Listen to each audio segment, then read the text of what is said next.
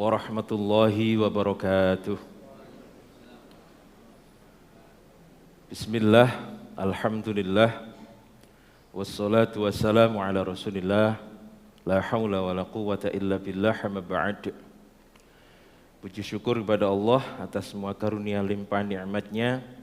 Salawat serta salam mari kita selalu haturkan kepada Nabi kita Muhammad sallallahu alaihi wasallam. Mudah-mudahan kita mendapatkan syafaat beliau hingga yaumul akhir. Amin ya rabbal alamin. Bapak-bapak ketinggalan niku ya. Kata sing mboten niku. Nggih. Tahun baruan. Ngantuk mboten, Pak? Mboten, Ibu-ibu ngantuk? Alhamdulillah, nggih. Nah, supaya sing ngantuk-ngantuk mboten ngantuk, mari kita baca surat yang terakhir dalam urutan di dalam Al-Qur'an. Surat apa? An-Nas. Sama-sama. Bismillahirrahmanirrahim. Qul a'udzu birabbin nas, malikin nas, ilahin nas, min syarril waswasil khannas, alladzi yuwaswisu fi sudurin nas, minal jinnati wan nas. Surat niki kinten-kinten turun di Mekah napa Madinah? Menurut ciri-cirinya. Putih, Pak? Mekah. Napa Madinah?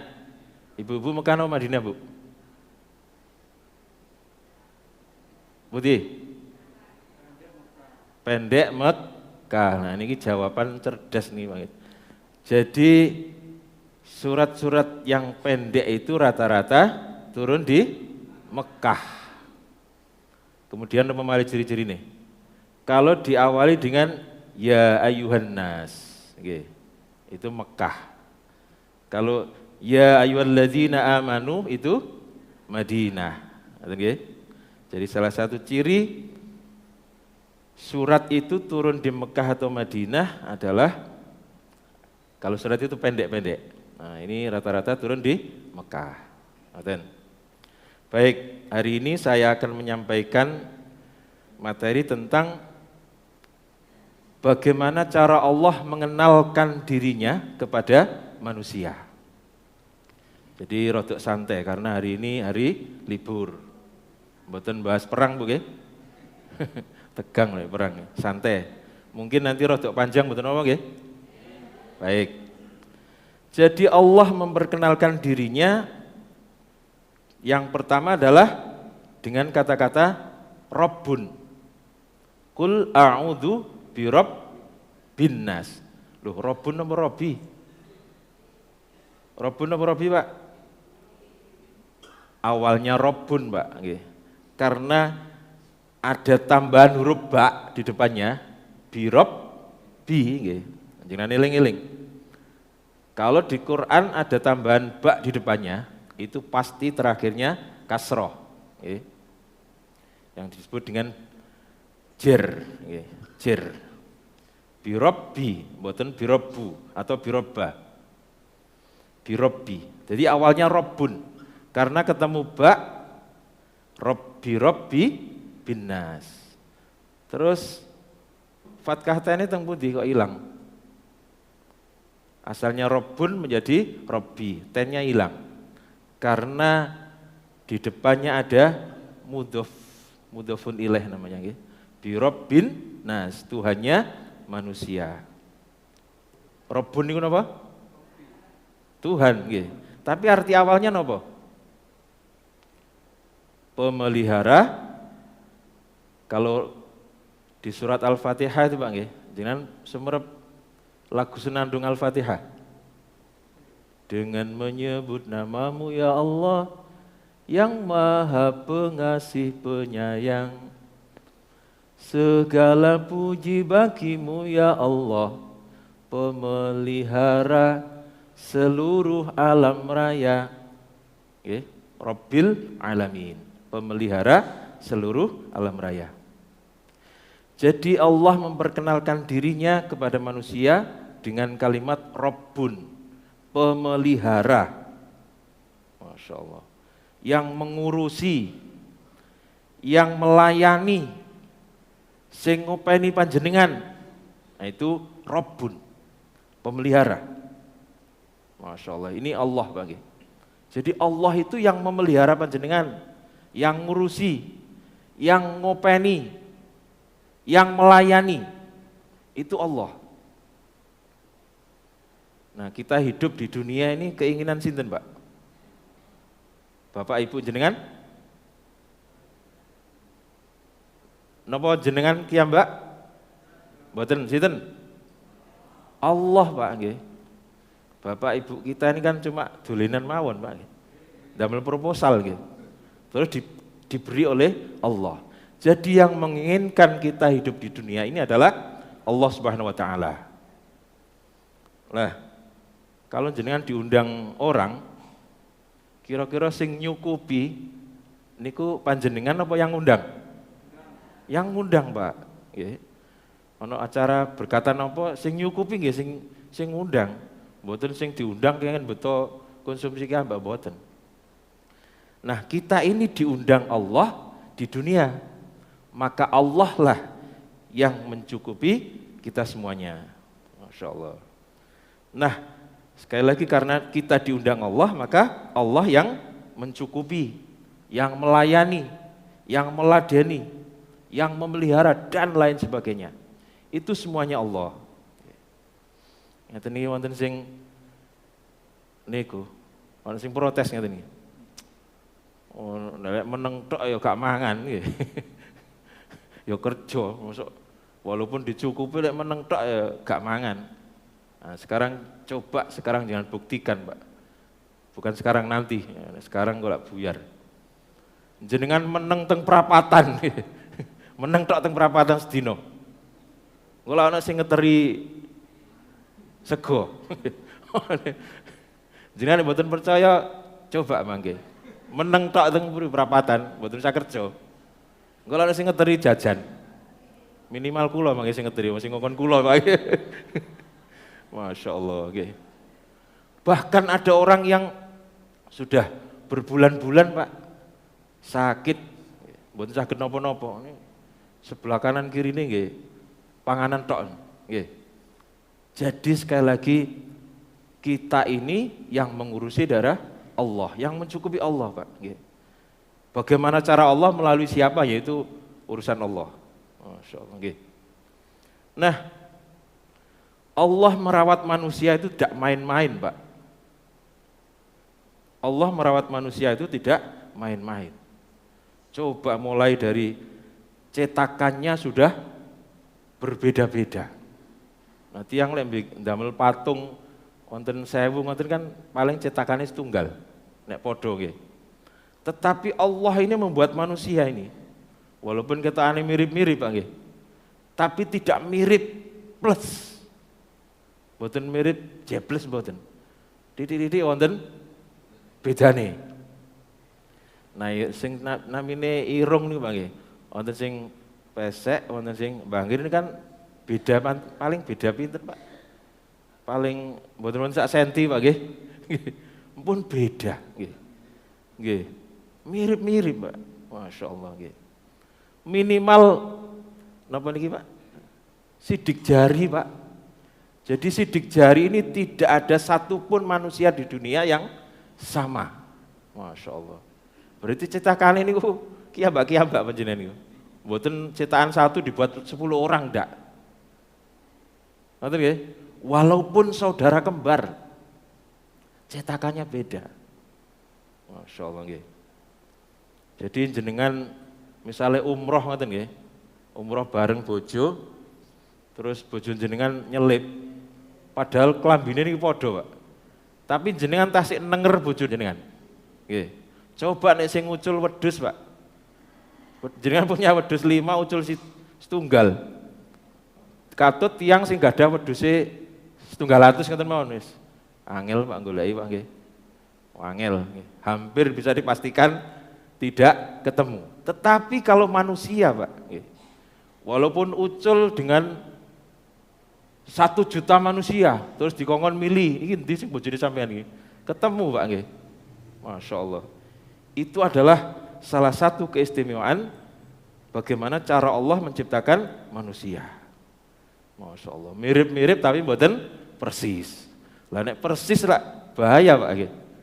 Sing bojo, ndi sing tangga nggih. Jadi panjenengan bisa membedakan mana istri saya, mana tetangga saya itu karena mirip tapi mboten persis. Masya Allah nggih. Lalu Allah ini juga sangat teliti dan presisi dalam merawat pertumbuhan manusia. Ada di tubuh kita ini Pak, sampai sekarang ini terus tumbuh. Kenapa Pak? Rambut. Bahkan Allah merawat rambut kita itu, mulai dari rambut kepala ini sampai kumis, jenggot dan lain-lain itu modelnya beda-beda. Nek rambut kepala niku napa? Tumbuh terus dan cepat. Cepat panjang. Terus wonten sing tumbuh tapi mboten sepira cepet. Napa? Kumis. Terus jenggot. Masya Allah. Terus wonten sing tumbuh begitu ukurannya pun pas, mandek Pak. Napa Pak? Napa niki? Alis. Yang kedua napa? Idep. Wonten malih napa? Nah, rambut daerah Jawa Tengah. Niku nggih sami nggih. Begitu ukurannya pas, berhenti Pak. Tapi nek dicukur, jenengan nate nyukur alis Pak? Nate? Cukur blade, blus ngeten? Mboten nate? Kula yang nate nyukur niku murid kula. Jadi tak kei pilihan, sampean pilih ndi sing dicukur rambut kepala apa rambut alis? Milih alis. Tak cukur gundul Pak alis sing. Ngoten niku tumbuh malih. Nggih. Coba jenengan cukur bles kok tumbuh malih. Tapi begitu ukurannya sudah pas berhenti Pak. Masya Allah. Jadi betapa Allah itu sangat telitinya mengurusi manusia ini. Nggih. Masya Allah. Betapa telatennya, betapa telitinya. Nah sekarang ada lagi yang tumbuh, terus protol, ganti lagi, engko lek wis tumbuh lagi, sudah selesai. Nanti lama-lama protol lagi, napa Pak? Gigi. Nggih.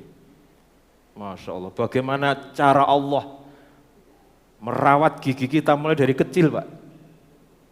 Jenengan lahir pun mboten gigine mboten dereng. Terus tumbuh. Langsung bles napa? Setunggal-tunggal. Setunggal-setunggal, biasanya depan dulu, depan atas. Napa kok mboten bareng mawon? Wadek setunggal-setunggal. Andekan Pak, andekan. Gigi jenengan langsung tumbuh bareng bles nih. Mboten cukup Pak. Jadi gigi itu tumbuh satu-satu, kenapa? Sambil menunggu pertumbuhan. Lah nek giginya tumbuh blek langsung, cilik-cilik mangke Pak nggih. Cilik-cilik engko nek wong rada gede benggang-benggang. Masya Allah, nggih. Setunggal-setunggal. Terus nanti tumbuh gigi geraham pelan-pelan. Lalu ketika usia-usia SD, TK, SD mulai tanggal, mulai protol.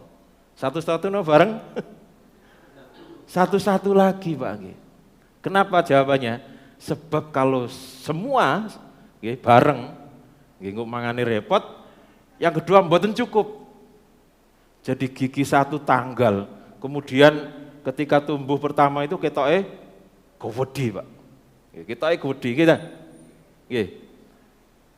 Terus tanggal lagi, giginya tumbuh lagi. Seperti di awal tadi, besar-besar kelihatannya. Tetapi ketika usianya nanti sudah bertambah besar, ternyata sudah presisi atau pas dengan ukurannya. Dan lagi-lagi tumbuhnya satu-satu Pak. Bukan bersamaan. Sebab sekali lagi kalau bersamaan nanti, nanti kalau besar nanti benggang-benggang Pak. Karena ini masih tumbuh. Masya Allah. Itulah cara Allah merawat manusia, Pak. Sangat teliti, ya. Sangat apa? Telaten. Ya. Masya Allah. Ya. Kemudian nanti di akhirnya, Pak, ada yang tumbuh terakhir, gigi itu. Kenapa, Pak? Gigi geraham yang terakhir, dari wong Jawa apa? Bam wekasan. Ya. Bam wekasan. Ini biasanya sakit kalau.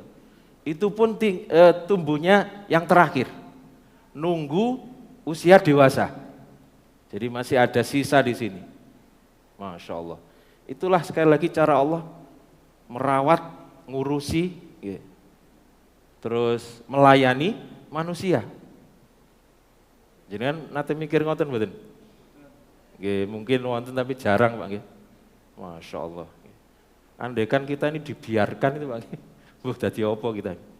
Nah, gigi ini setelah tumbuh, setelah dewasa, ya sudah setelah ukurannya presisi berhenti, Pak. Bayangkan kalau gigi itu seperti rambut, tumbuh terus, boten-boten tiang ganteng nih, Pak, terus gitu, kayak butuh cakil kabeh panjenengan, untune metu sedaya, mingkem mboten saged, Masya Allah. Itu cara Allah merawat manusia.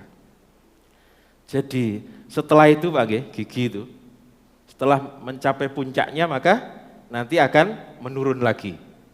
Mulai di sini goyang, mulai keropos. Akhirnya ada yang dicabut. Lama-kelamaan ada yang ompong. Kalau tidak bisa merawat gigi. Lalu kenapa setelah puncaknya gigi itu tumbuh kemudian dibuat seperti itu? Goyang, keropos, akhirnya ono cabut. Kenapa kira-kira? Jadi kita ini, Pak, mulai dari bayi sampai dewasa itu merasakan kenikmatan melalui apa, Pak? Mulut, Pak. Mulut atau oral. Nah, dengan berkurangnya fungsi gigi itu, Allah mengharapkan kita juga move on. Move on itu pindah. Pindah. Supaya manusia itu bisa fokus pada kenikmatan hati. Supaya bisa fokus pada kenikmatan hati, bukan makanan lagi. Jadi bukan makanan lagi. Kalau kita sudah umur 50, 60, 70 itu bukan makanan lagi yang nikmat, tapi rasa, hati dan perasaan kita. Jenengan pun umur 50, 60, bolak-balik ayo golek sate, golek mangan nggone sing warung-warung sing enak-enak gitu. Padahal saat-saat itu kita butuh makanan yang sehat. Tapi dereng nate kalau dijak wong mangan-mangan, ayo golek mangan nang kono, manganane sehat ya. Mboten nate kula. Manganane mesti napa? Enak manganane. Enak, Pak nggih. Kita harus move on nggih. Sebelum terkena penyakit macam-macam. Nah, saya ini juga belajar, Bang, bagaimana caranya move on gitu. Jadi move on itu pindah. Dan Allah masih mengharapkan kita untuk pindah lagi, Pak. Jadi setelah kita tidak fokus pada mulut, makanan, Allah ingin kita ini pindah fokus pada ketenangan hati.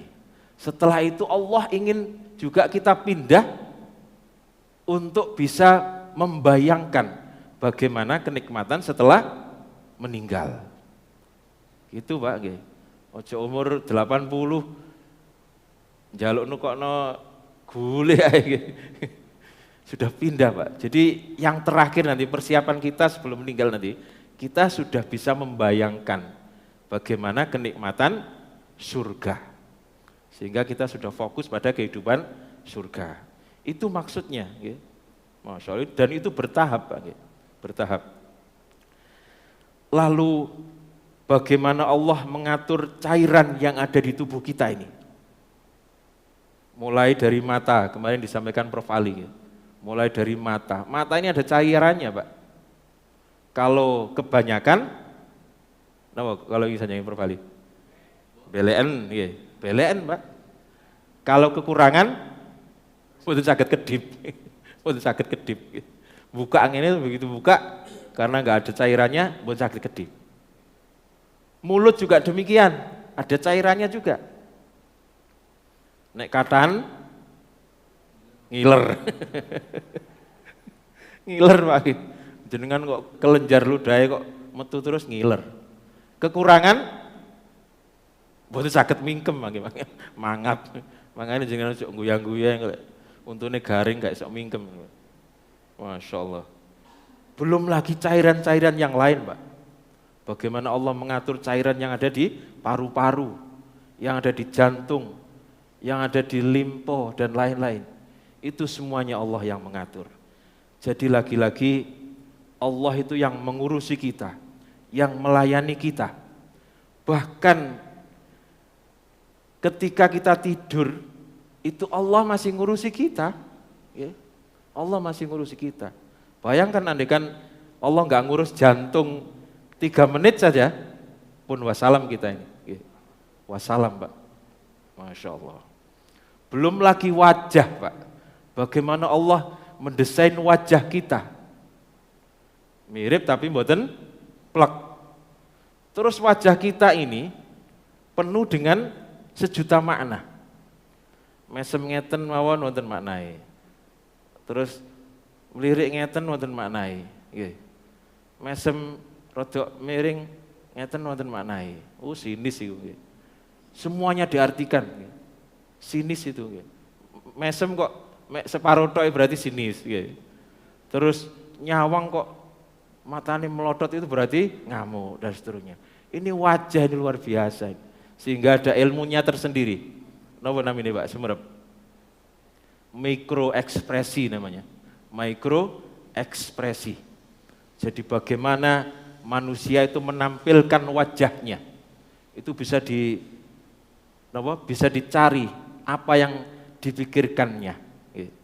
Orang melihat ke atas. Ditakoi kok melihat ke atas kanan. Apa kira-kira? Ayo. Orang ditanya kok sebelum jawab melihat ke atas kanan, mikir mau jawab apa, alias ngarang.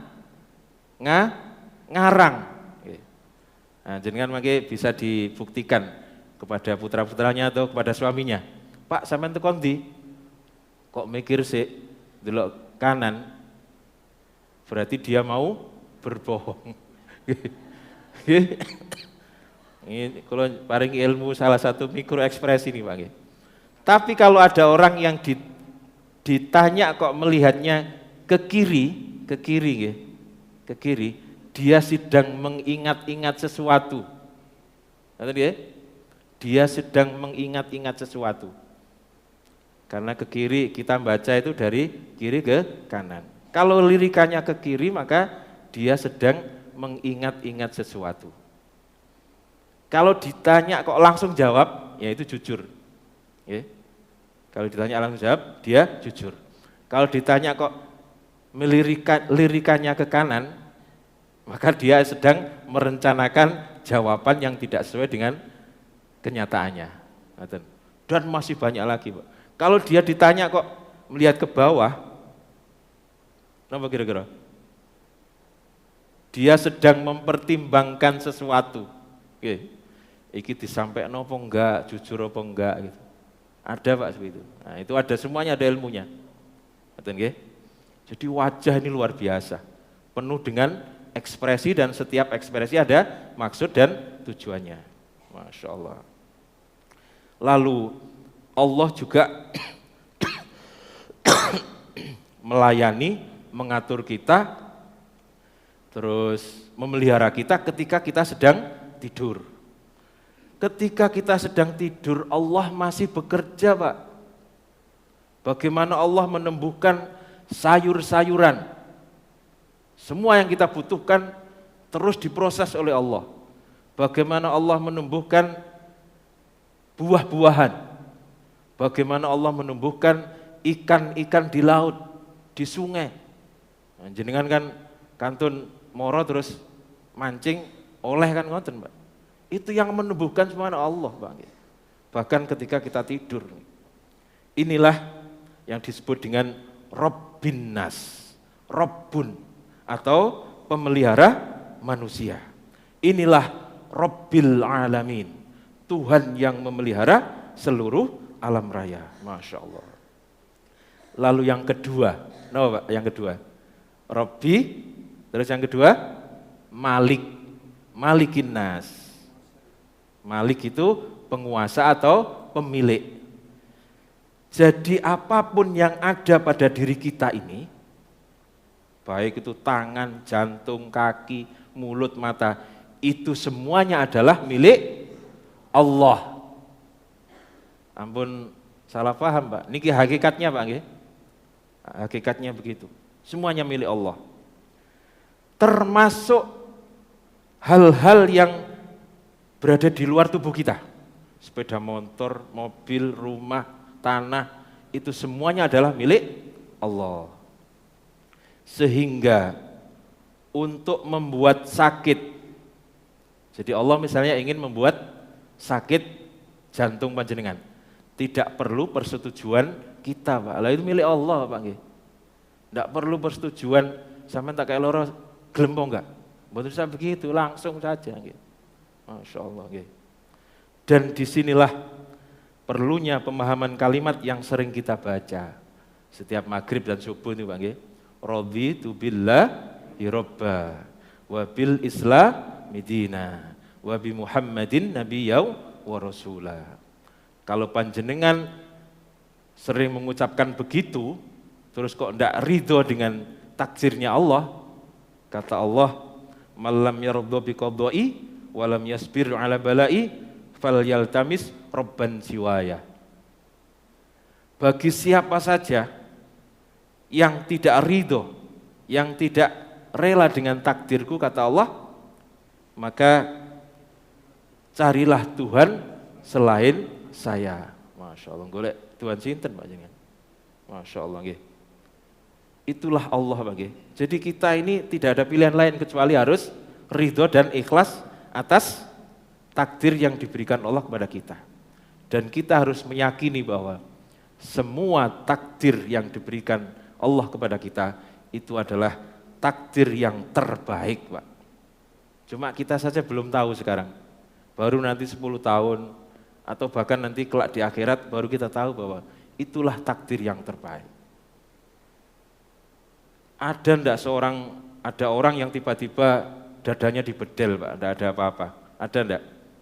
Mboten wonten, kecuali dia sakit. Jadi dokter melakukan tindakan operasi itu karena ingin yang terbaik untuk pasiennya. Bukan asal bedel Pak. Allah juga demikian. Kalau panjenengan diparingi sakit atau yang lain, itu punya maksud dan tujuan tertentu.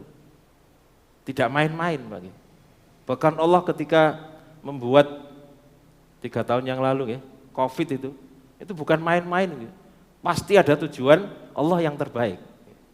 Pasti itu. Dan kita harus yakin itu untuk menjadikan hati ini ridho atas takdirnya Allah. Dan yang ketiga, yang terakhir, Allah memperkenalkan dirinya sebagai apa? Ilahin nas, yaitu Tuhan dari manusia. Jadi di alam ruh dulu kita ini sudah ditanya oleh Allah untuk menegaskan siapa Allah dan siapa kita. Alastu bi rabbikum? Terus jawabannya apa Pak? Qalu bala syahidna. Alastu bi rabbikum? Qalu bala syahidna. Apakah kalian mengakui bahwa saya ini Tuhan kalian? Maka dijawab oleh roh itu, benar, kami bersaksi bahwa engkau adalah Tuhan kami. Lalu bagaimana hubungan kita dengan Allah itu? Bagaimana hubungan kita dengan Allah itu? Yaitu hubungan antara abdun dan robbun. Abdun itu diadopsi menjadi bahasa Jawa, menjadi bahasa Indonesia. Nama Pak? Abdi itu ya, abdi dalem. Ya. Kalau bahasa Indonesia namanya budak Pak. Pernah dengar budak ya? Budak. Jadi hubungan kita dengan Allah itu seperti budak dengan tuannya. Hamba sahaya. Ono basa maneh hamba sahaya. Nah, para jamaah sekalian, apa bedanya pembantu dengan hamba sahaya? No, Bu. Semur hamba saya nggih. Soalnya teng mriki mboten wonten. Akhirnya kita kesulitan. Apa hamba saya itu? Budak itu. Jadi bedanya adalah kalau pembantu itu digaji, kalau budak tidak digaji. Disuruh kerja mati-matian tapi tidak digaji. Itulah hubungan kita dengan Allah. Kita ini budak, Pak. Kita ini hamba. Kita ini abdun. Kita ini abdi. Bagi Rabbun atau Allah. Masya Allah. Nah, setelah kita tahu bagaimana Allah melayani kita, memberikan pelayanan yang terbaik, memelihara dan seterusnya, kira-kira pantas mboten Mbak, kita ini meminta balasan kepada Allah. Pantas mboten? Kalau secara logika matematika tidak pantas Pak. Kita minta upah, dikongkon sholat terus wani piro misalnya. Wani piro, tidak pantas sama sekali. Coba dihitung saja Pak, bagaimana Allah melayani kita. Kemudian kita ini disuruh sholat, puasa. Misalnya sholat itu sak sholatan pantasnya piro Pak, yang paling mahal Pak. Pinten Pak? Jenengan pengen sholat terus tak bayar, pokoknya tak bayar. Yang paling gede piro Pak kira-kira? 10 miliar? Betul mungkin Pak. Wong kerja Pak 10 menit tok njaluk 1 miliar lho. 10 juta misalnya nggih, 10 juta wis.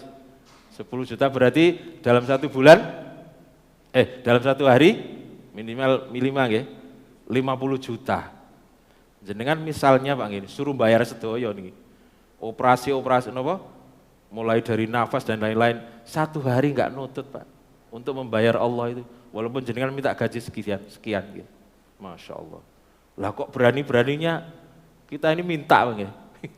Kita ini minta. Sehingga kalau kita ini minta kepada Allah itu namanya doa, bukan minta. Jadi kalau dari atas ke bawah itu namanya perintah.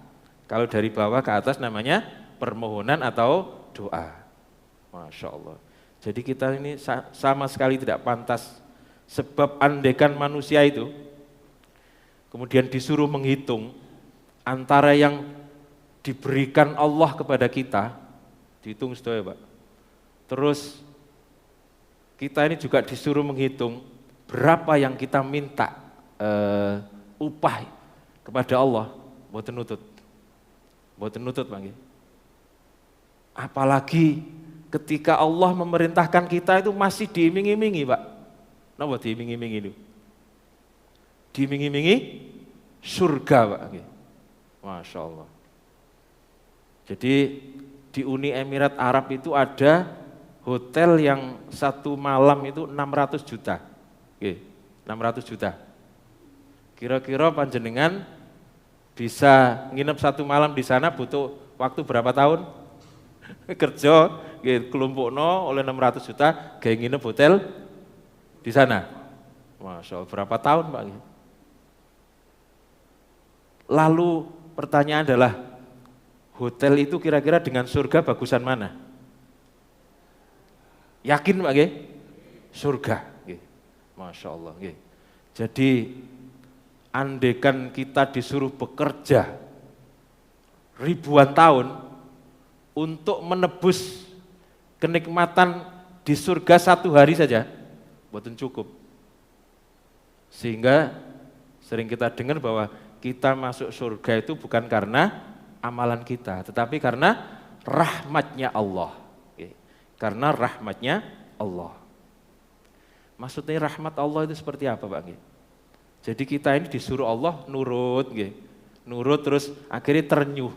Sing ngongkon ini ternyuh. Jenengan gada yoga dikongkon gak tahu ngomong wani piro. Utawa susuke tak pek ya misalnya. Begitu kongkon langsung. Akhirnya kita ini, wih anakku cek pinter ya. Wis meneh tak tukokno apa. Kira-kira begitu. Urusan kita dengan Allah itu.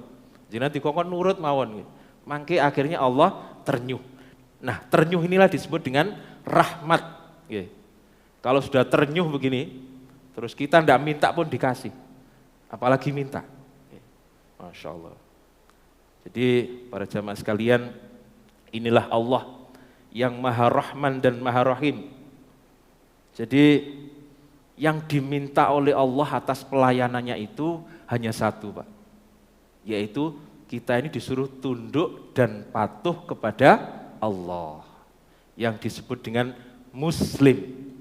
Jadi kalimat muslim itu artinya adalah tunduk, patuh. Dengan kata lain, kalimat yang pendek adalah kita ini disuruh menyembah Allah Subhanahu wa taala. Masya Allah. Dan yang terakhir, bahwa begitu luar biasanya Allah melayani kita, ngurusi kita, ngopeni kita. Maka tidak ada pilihan lain, Pak, kecuali kita ini tunduk dan patuh kepada Allah atau menyembah kepada Allah. Wala tamutunna illa wa antum muslimun. Allah tidak mewajibkan kita sampai kepadanya, tetapi Allah mewajibkan kita tetap di jalanku. Jadi kalimat wala tamutunna illa wa antum muslimin itu kalau diartikan secara bebas, tetaplah di jalanku. Walaupun sekarang ini kita belum sampai kepada Allah, walaupun sekarang ini kita belum baik, baca Qur'annya juga belum baik, sholatnya juga belum baik, tetapi tetaplah di jalanku. Nanti suatu saat, walaupun belum sampai kepada Allah, tapi keburu ajal tiba, maka Allah akan menjamin kalau sampean semuanya di jalanku, maka saya yang akan menyampaikan kalian semua kepada aku, kata Allah. Jadi yang penting itu belajar, tetap di jalanku, bukan sampai kepada Allah. Kalau sampai kepada Allah kita kesulitan, Pak. Tetapi tetaplah di jalanku. Tetaplah belajar sholat, tetaplah berusaha untuk khusyuk, walaupun sekarang belum bisa khusyuk. Kalau nanti suatu saat ajal tiba, kita belum bisa khusyuk, maka Allah lah yang akan menyampaikan kita kepada kekhusyuan. Masya Allah. Demikian para jamaah sekalian yang bisa saya sampaikan pada pagi hari ini. Kurang lebihnya mohon maaf, mudah-mudahan manfaat. Assalamualaikum warahmatullahi wabarakatuh.